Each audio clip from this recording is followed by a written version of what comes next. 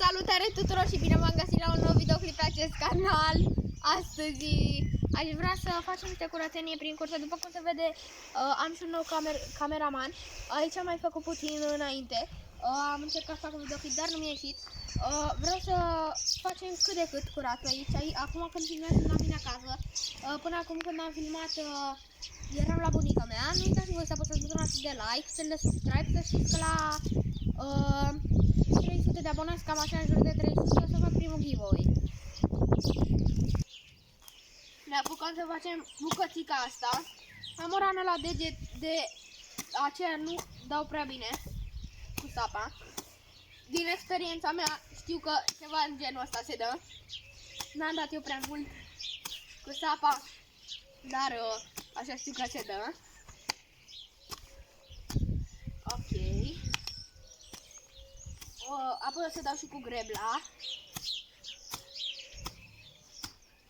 Să scrieți în comentarii dacă vreți să fac videoclipurile cât mai amuzante, cât mai triste, cât mai... cum vreți voi. Ok, aici am dat o rădăcină. Urana. Ok. Ok. Luăm și rândul ăsta. Ok. Avem grijă să nu ne tăiem picioarele, că nu sunt așa de ieftine. Ok. Ok. Să-mi spuneți dacă vreți să mai fac videoclipuri la mamaia mea, dacă vreți să fac videoclipuri cum vă prezint toate animaluțele mele și de aici și de la mamaia mea. Să vă spun câți ani au. Să spuneți dacă vreți videoclipuri să vă prezint cât mai multe despre mine. Ok.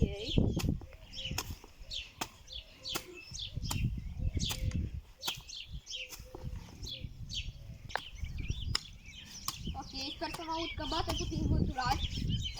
Vreau să fac și niște iau din niște căței, câini. Vreau să fac niște videoclipuri la pescuit, dacă mă înțelegeți, că eu sunt și pescar. Ok.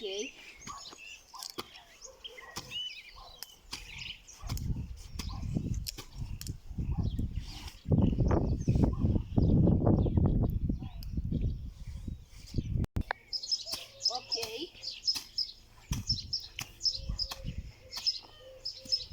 Să nu băgăm iarbă în păpușă, e criminală. Ok. Ok.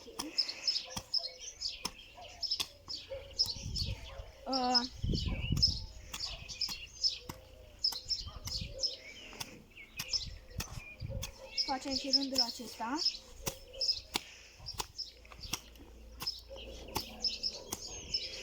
Aici am mai dat de încă rădăcină. Ok. Mi-am mort spatele.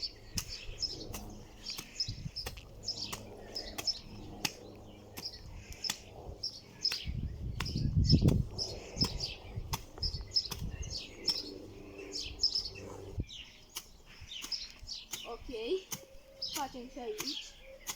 Mai avem după aceea bucățica aceea, filmează puțin, te rog. Ok.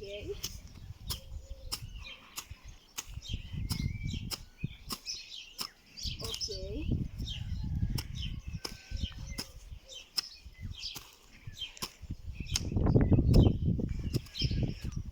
Luăm de peste tot. Ok, o să mai dăm și a doua mână. Aici, am pus câteva filmează pe tot, te rog. Ok, ce mai spune? Când o să se facă fructele, poate până o să se facă, o să fac și eu 300 de abonați. Ok. Am mai încercat, după cum am zis odată, să fac acest videoclip, dar nu mi-a ieșit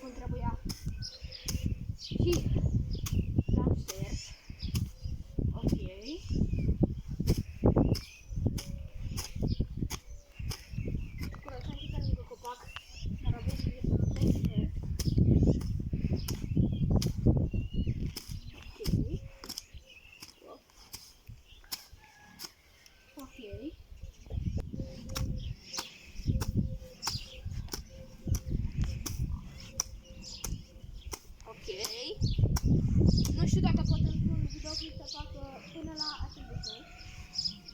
I-au auzit și cocoșul de la un vecin, cred.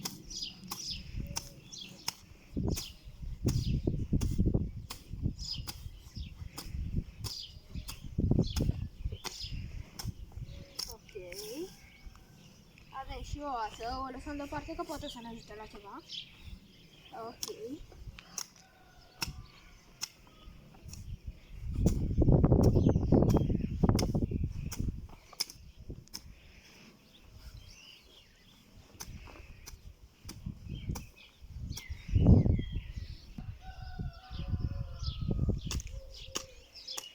Ok.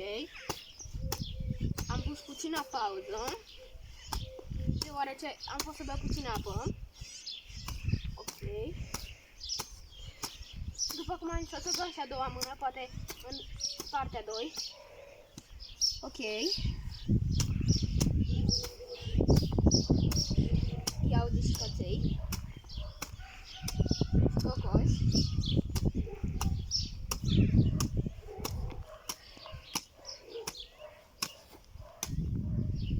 Mi-am mărțit spatele.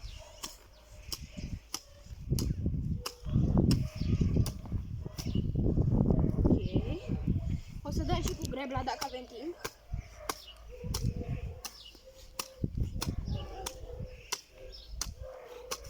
Ok. Ok.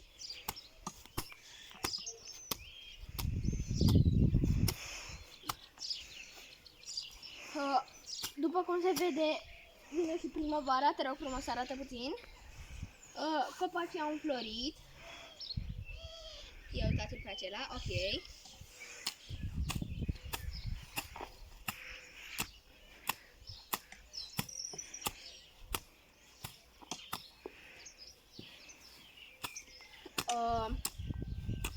Am vrut să spun ceva, dar am uitat. Ignorați apa mea că este aici cu stârmă, pentru că eu i-am făcut ca să nu mai iasă. Chiar m-a lovit. Ca să nu mai iasă, pentru că dacă ieșea, nu ieșea un video fain. Ok.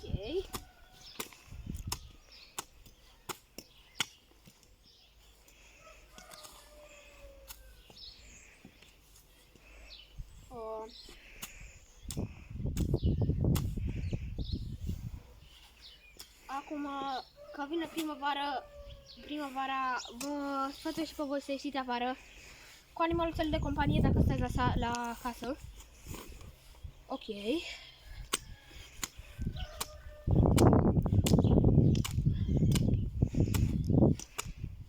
Eu, după cum știți din primul episod, dacă nu v-ați uitat, uitați-vă că este foarte super. Am avut pe cine să mă filmeze un fotograf. Ok.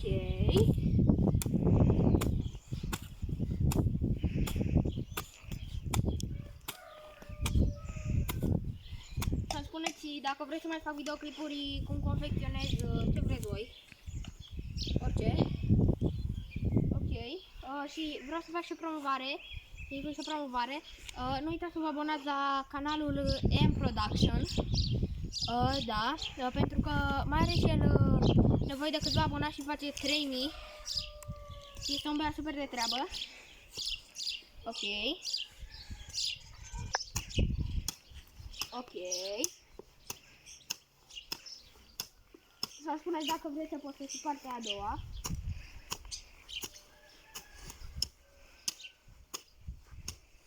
Ok. Sper să nu vă enerveze că zic de prea multe ori ok, dar așa sunt eu.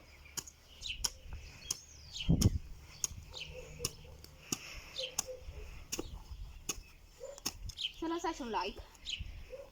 De ce nu? Sau, dacă nu vă place ce fac, un dislike. După cum v-am zis, eu nu pot să... Am un canal mic de 10 abonați, după cum se vede. Poate să cresc. Vreau pe acest canal să postez numai vlogging.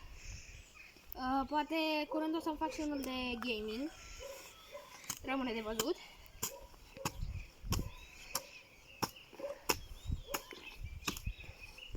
Ok.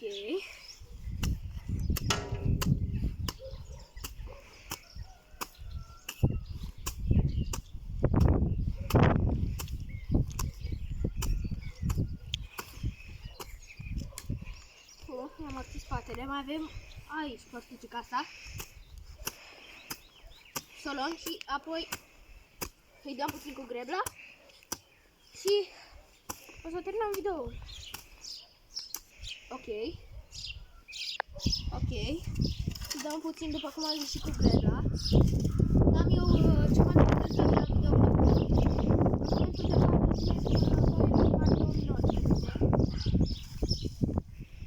v-am mai zis în mai multe videoclipuri. Ok.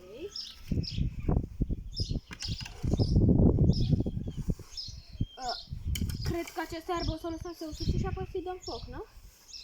Zic și eu. Mai avem, dar în partea a doua mai facem. Cum este vorba aceea, cu încetul se fabrică oțetul. Ok. Bun, o să închei videoclipul. După cum am zis, nu uitați să vă abonați la M-Production. Nu uitați să apăsați și un butonaj de like sau de dislike, cum vreți voi, să lăsați în comentariu pe clopoțel, butonul de subscribe și așteptați-mă cu partea a doua, în 2-3 zile o să apară. Eu am fost Nicu, pa!